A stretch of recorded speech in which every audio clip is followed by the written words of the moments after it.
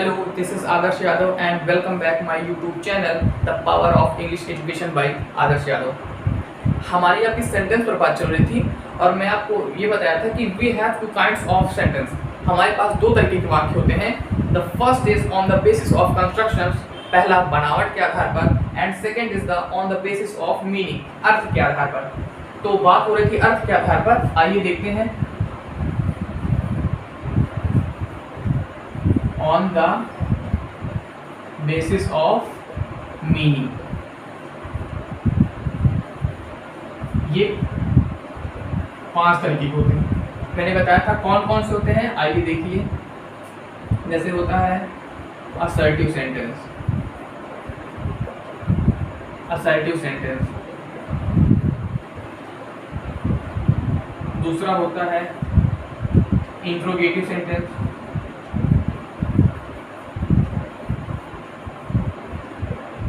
Interrogative sentence. तीसरा होता है इंपरेटिव सेंटेंस, इंपरेटिव सेंटेंस। चौथा होता है optative sentence,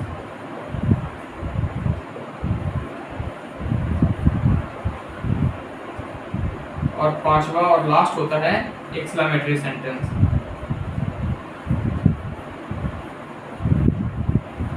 exclamatory sentence. Assertive का मतलब होता है निश्चित करना,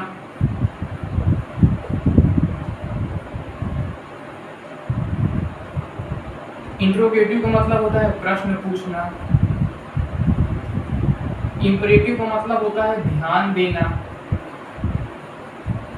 ऑप्टेटिव का मतलब होता है इच्छा या कामना करना, एक्सक्लेमेटरी का मतलब होता है अचानक से बोल देना या चिल्ला देना। मैंने आपको बताया था कि 5 तरीके के सेंटेंस होते हैं और वो कौन कौन से होते हैं। असर्टिव सेंटेंस जो किसी चीज को निश्चित करे, इंट्रोगेटिव सेंटेंस जो प्रश्न पूछे, इंपरेटिव सेंटेंस जो किसी चीज पर ध्यान दे, ऑप्टेटिव सेंटेंस इच्छा या कामना करना, एक्सक्लेमेटरी जो हम अचानक से बोल देते हैं। जैसे मैंने आपको ये बताया था असर्टिव मैंने निश्चित करना, जैसे मैंने कहा था कि दिस इज अ मार्कर, यह एक मार्कर है। मैं निश्चित कर रहा हूँ कि ये कुछ नहीं है, यह एक मार्कर है। असर्टिव सेंटेंस भी 2 तरह के होते हैं। कौन कौन से? एक होता है अफर्म, अफर्म से लिया गया है। अफर्म का मतलब होता है स्वीकारना। यदि कोई सेंटेंस में कुछ स्वीकार रहा है तो वो हो गया अफर्मेटिव, और यदि नकार रहा है वो हो गया निगेटिव। जैसे मैं कहता हूँ दिस इज अ मार्कर, तो ये स्वीकार रहा है कि यह कुछ नहीं है, यह केवल और केवल एक मार्कर है। अब मैं कह दूं कि this is not a marker, यह मार्कर नहीं है, तो ये कुछ भी हो सकता है लेकिन मार्कर नहीं हो सकता। तो असर्टिव निश्चित कर रहा है, स्वीकारे तो अफर्मेटिव और नकारे तो निगेटिव। इंट्रोगेटिव प्रश्न पूछना।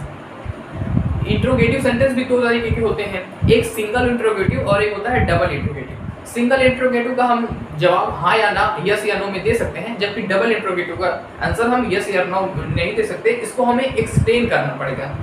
अब सिंगल इंट्रोगेटिव शुरू होते हैं हेल्पिंग वर्ब से, जबकि डबल इंट्रोगेटिव जो होते हैं ये शुरू होते हैं इंट्रोगेटिव वर्ड से, डब्ल्यू, हु, हाउ, व्हाट, इन सब चीज़ों से।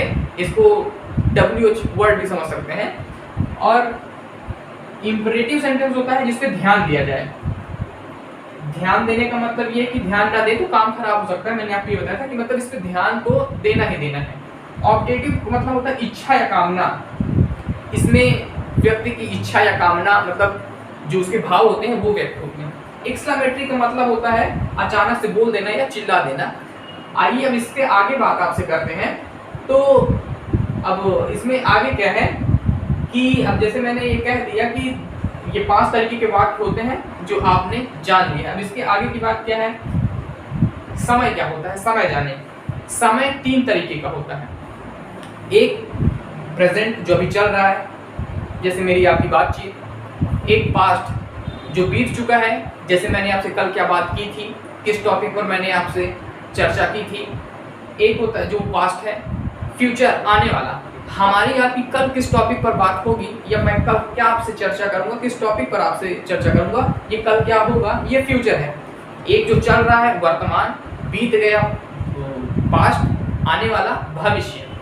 तो ये जो सेंटेंस होते हैं असर्टिव, यानी कि समय की 3 अवस्थाएं होती हैं। अब जो असर्टिव है और इंट्रोगेटिव है,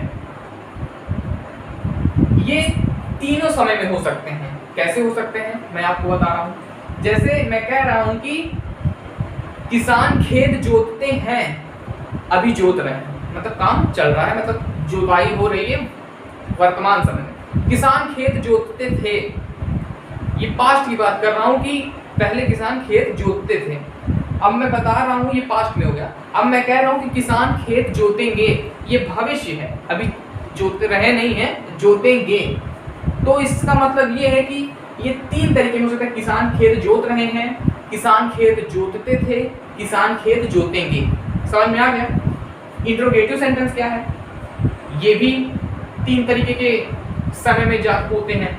कि जैसे मैं कह दूं क्या तुम खाना खाते हो, तो ये मतलब अभी वर्तमान समय बात कर रहा हूं। क्या तुम खाना खाते थे, ये मैं पास्ट की बात कर रहा हूं जो बीत चुका है। क्या तुम खाना खाओगे, ये मैं आने वाले समय की बात कर रहा हूं कि क्या आप खाना खाओगे। तो इसका मतलब साफ सी है कि ये भी 3 समय में हो रहा है। कौन कौन से मैंने आपको बताया। तो इसका मतलब ये है कि ये जो असर्टिव है और इंट्रोगेटिव, ये प्रेजेंट में भी हो सकते हैं, पास्ट में भी हो सकते हैं, फ्यूचर में भी हो सकते हैं। असर्टिव सेंटेंस और इंट्रोगेटिव सेंटेंस ये प्रेजेंट में भी हो सकते हैं, पास्ट में भी हो सकते हैं और फ्यूचर में भी हो सकते हैं। अब इंपरेटिव, ऑप्टेटिव और एक्सक्लेमेटरी सेंटेंस क्या है?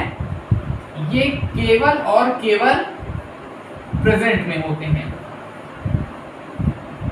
अब आप सोच रहे होंगे कि ऐसा कैसे हो सकता है, ये तीनों 3 में हो सकते हैं, प्रेजेंट में, पास्ट में और फ्यूचर में, जबकि ये तीनों केवल प्रेजेंट में हो सकते हैं। तो मैंने आपको ये भी बताया था कैसे होते हैं, मैं आपको ये बता रहा हूँ। देखिए आप लोग, इंपरेटिव को मैंने बताया था ध्यान देना। ध्यान देने का मतलब ये है कि ध्यान नहीं देंगे तो काम खराब हो जाएगा। अब मान लीजिए मैंने कहा बी अवेयर ऑफ डॉग्स, कुत्तों से सावधान। ये कहीं लिखा है किसी घर के दरवाजे के बाहर और मुझे वहीं जाना है, मैं चुपचाप चला जा रहा हूँ, उस सेंटेंस को बिना नोटिस किए ध्यान नहीं दिया और चला गया, कुत्ते ने मुझे काट लिया। तो इसका मतलब ये है कि मुझे तुरंत में ध्यान देना था ना। ऐसा तो हो नहीं सकता कि मैं 6 महीने पहले से ही ध्यान दे के बैठा रहूं कि उस दिन मैं जाऊंगा 27 मई को, अभी से ध्यान दे, नहीं कुत्ता बैठा रहेगा हमको काट लेगा। ऐसा तो हो नहीं सकता। या मैं पीछे भी जाके नहीं सोच सकता ना, मैं आगे जाके सोच सकता हूँ कि हमको अभी वहां जाना है। या अभी हम ये भी नहीं कह सकते कि नहीं हम वहां गए थे और हम सोचे नहीं थे। तो मतलब कोई सेंटेंस बैठ ही नहीं रहा है। तो इसका मतलब ये हुआ कि हमको तुरंत में ध्यान देना है, ना हम पास्ट में जाके ध्यान दे सकते थे, ना प्रेजेंट में जाके। अब जैसे मैंने आपको बताया कि कोई रिश्तेदार आया, आपके यहाँ कोई गेस्ट आया और डोर बेल बजा रहा है, आपको ध्यान देने की जरूरत थी, आपने दरवाजा नहीं खोला तो वो तुरंत मतलब कुछ देर बाद लौट जाएगा आपके इंतजार करने के बाद। इसका मतलब ये है कि आप ना पास्ट में जाके दरवाजा खोल सकते थे कि 6 महीने पहले से खोल दिए दरवाजा कि हाँ उस दिन हमारे यहाँ कोई गेस्ट आएंगे, और ना आप फ्यूचर में जाके दरवाजा खोल सकते हैं। ये आप पर प्रेजेंट नहीं कर सकते तत्काल में काम। ये न प्रेजेंट हो सकता, पास्ट हो सकता है और न फ्यूचर। अब मान लीजिए कोई इच्छा या कामना है, ऑप्टेटिव। मान लीजिए मेरे किसी रिलेटिव्स का, मान लीजिए मेरे घर में किसी का बर्थडे है, वो मुझसे छोटा है और उसने आया जिस दिन उसका बर्थडे है, मेरा पैर छुआ, मैंने उसको कहा कि God bless you, may you live long, भगवान करे तुम दीर्घायु हो। तो ये जब वो पैर छुएगा मैं उसको तभी बोलूंगा। ऐसा नहीं है कि मैं उसको 6 महीने पहले ही बोल दिया रहूंगा कि 6 महीने बाद उसका बर्थडे है आज बोल दो, या 6 महीने बाद बोलूंगा। ये जब वो मेरा पैर छुएगा, ये मेरी इच्छा उसी समय निकलेगी, या मैं उसको जो भी आशीर्वाद दूं कि खुश रहो, भगवान करे दीर्घायु हो, ये प्रेजेंट में ही मैं बोल दूंगा। एक्सक्लेमेटरी, एक्सक्लेमेटरी का मतलब होता है अचानक से बोल देना या अचानक से चिल्ला देना।